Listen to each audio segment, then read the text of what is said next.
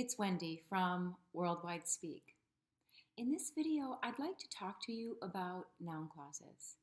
It's a very simple and basic introduction to what noun clauses are and a few different ways that we write them. This video is specifically designed for the English language learner.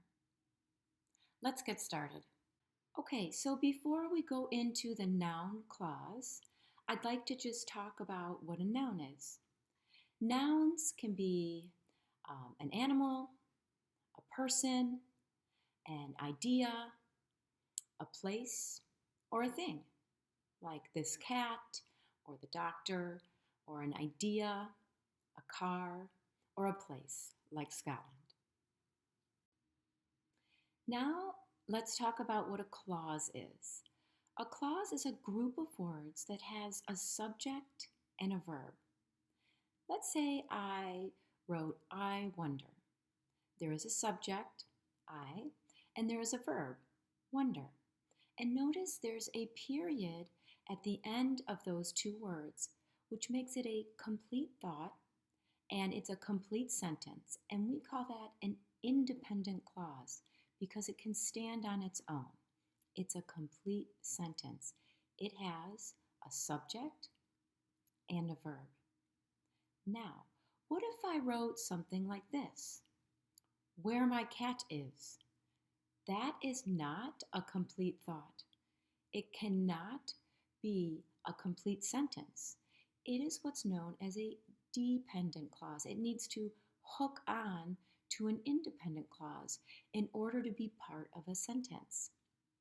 It has a subject, my cat, and it has a verb, is, but it is not a complete sentence or a complete thought.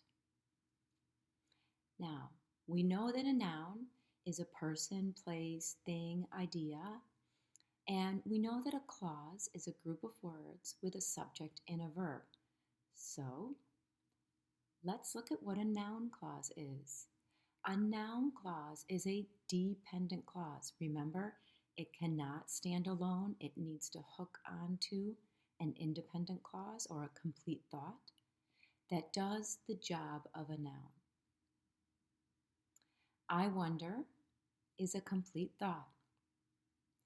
Maybe I'm wondering about my cat. Well, cat is a noun, and maybe I would like to use more than one word to say what I'm wondering about. What if I wanted to use that dependent clause, that dependent noun clause I showed you in the last slide, where my cat is?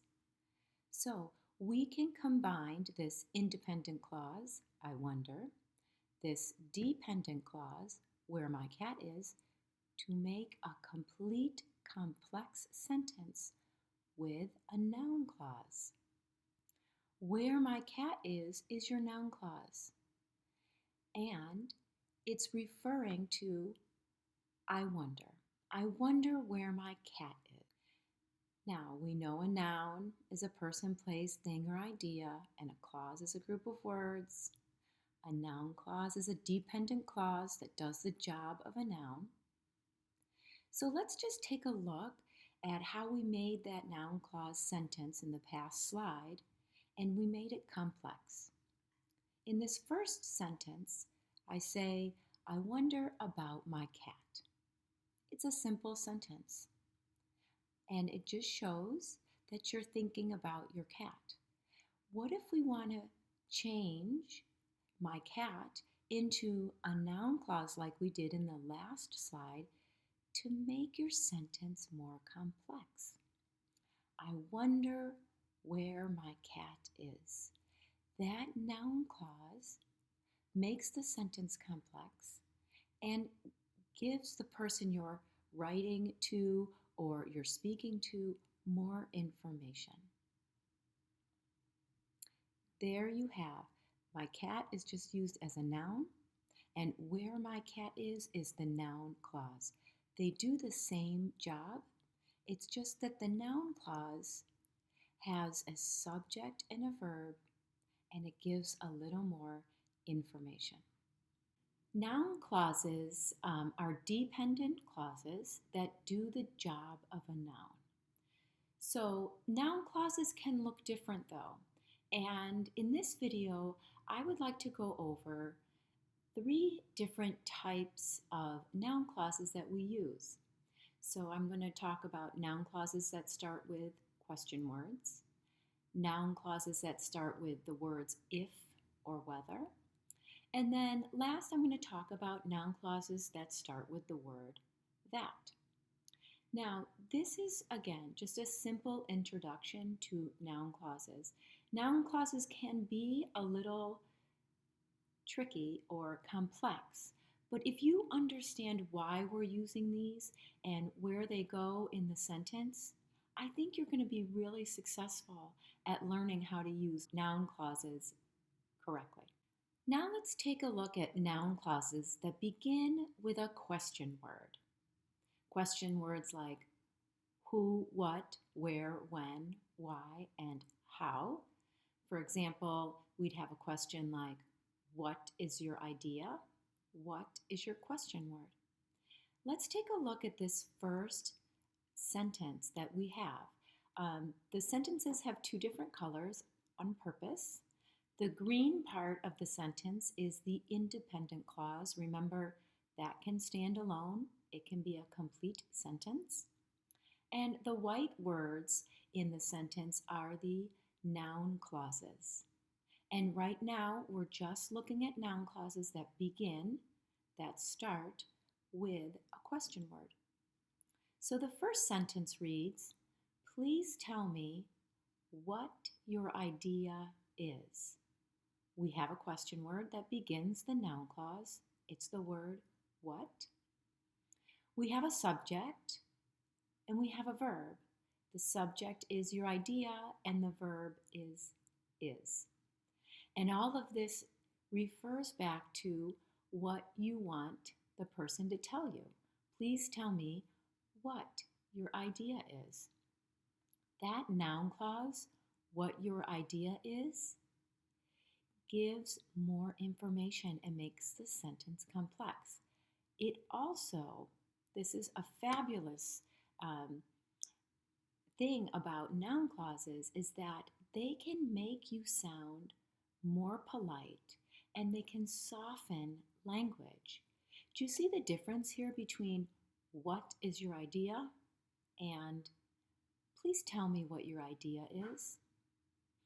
What is your idea? If you asked somebody that, it seems a little direct. But if you use a noun clause and you begin your sentence with, please tell me, it sounds much more polite. And this is language you can use with your boss or with your teacher or with people you don't know that well. Please tell me what your idea is. Let's take a look at another question, actually, for the second one that has a noun clause. Do you know where Scotland is?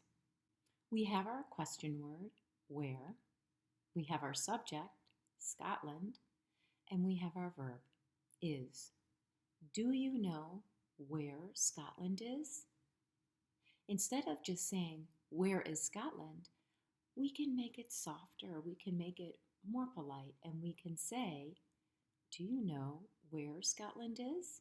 And notice the order, question word, subject, verb. That is your noun clause, order with the question word. Let's take a look at the third sentence. I don't know why his car is so expensive. We use the question word, why. The noun is his car, and our verb is. And it all refers back to I don't know. I don't know why his car is so expensive. Question word, subject, verb. And last, our doctor. So we're going to use the question word who. Doctor is our subject and is our verb. Tell me who that doctor is. So you see with these noun clauses, It makes the sentence or the question a little more complex. It uses a question word, a subject, and a verb in that order. And it also helps us make our language a little more polite and a little more formal and a little softer. Okay, so now we have noun clauses. We're going to take a look at these with the words if and whether. And when we use if and whether, those noun clauses are answering or asking an yes or no question. For example, you could have a direct question such as, does my idea work? Yes, it does. No, it doesn't. Well, what if we take that and make it into a more complex sentence that uses a noun clause and it sounds a little softer or a little more polite? Let's take a look at this first one. Please tell me if my idea works. You have the word if, you have a subject, my idea, and you have your verb, works. Please tell me if my idea works. It sounds a little softer than, does my idea work? A little less direct and more polite.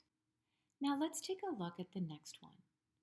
Do you know whether Scotland is in the UK? We're using the word whether, so it signals to us, oh, this is a yes or no question.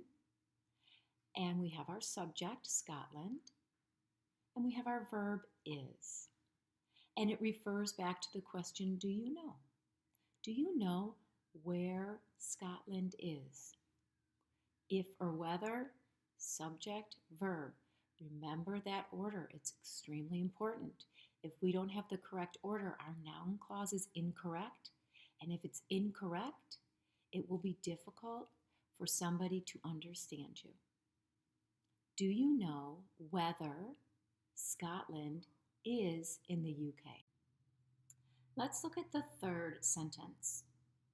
I don't know if his car is expensive.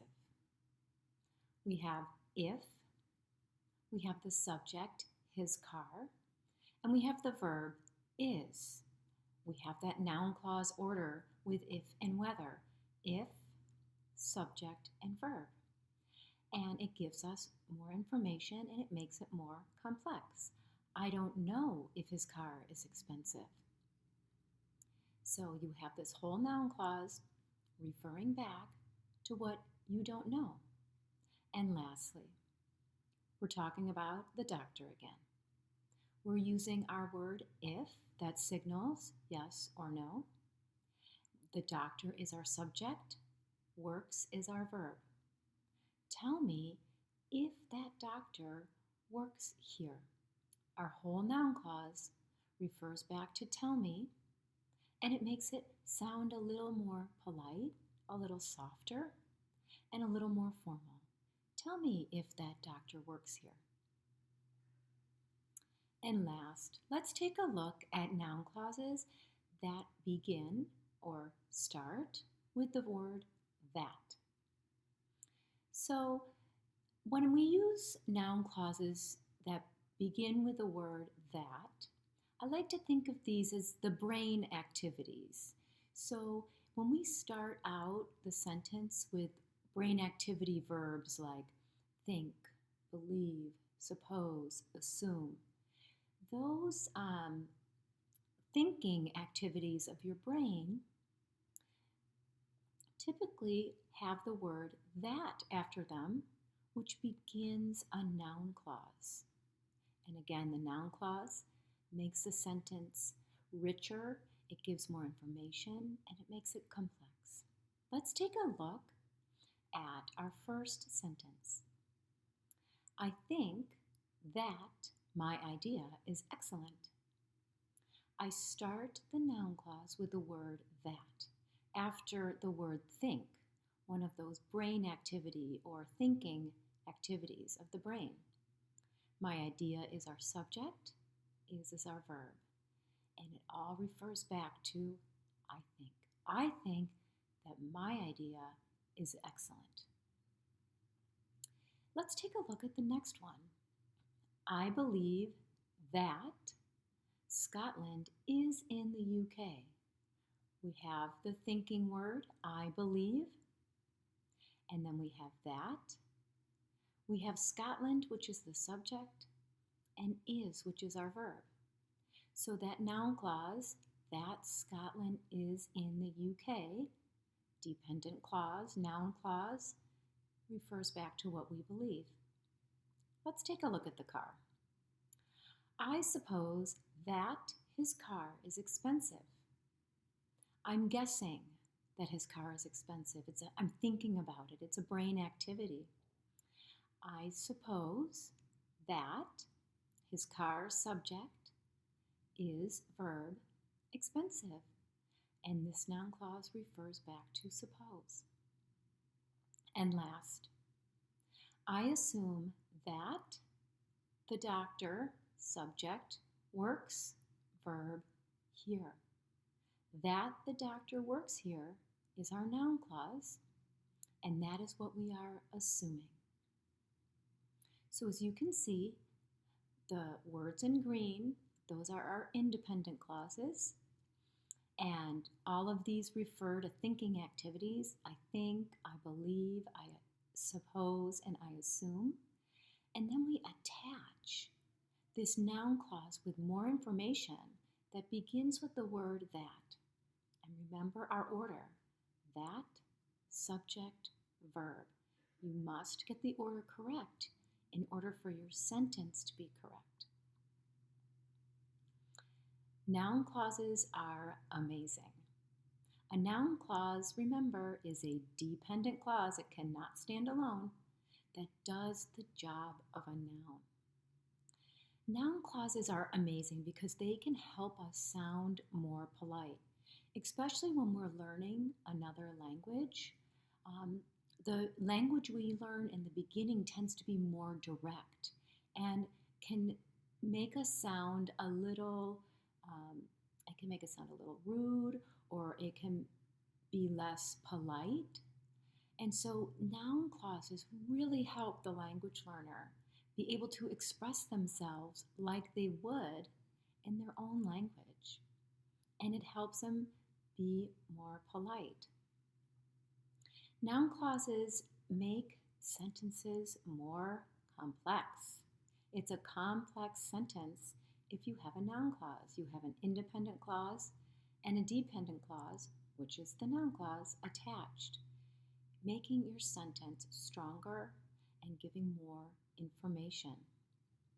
And lastly, complex sentences give us, as I said, more information and allow us to express ourselves with more detail. And this really is important. When we're trying to communicate with people and we're trying to understand people, we're going to need to know these noun clauses because we, Americans who speak English as a native language, we use them all of the time in our writing and in our speech.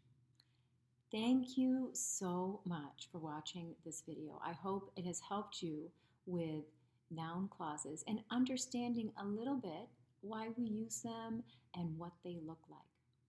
If you would like even more resources in English, please visit our website at worldwidespeak.com. We have plenty of resources for you, whether you want to take a course at your own pace, if you would like one-to-one private coaching, and you can always practice your reading and listening skills with our blog, where we have video and transcripts for you to follow along. And lastly, please remember to subscribe to our channel. It helps us a lot. Thank you so much. See you later.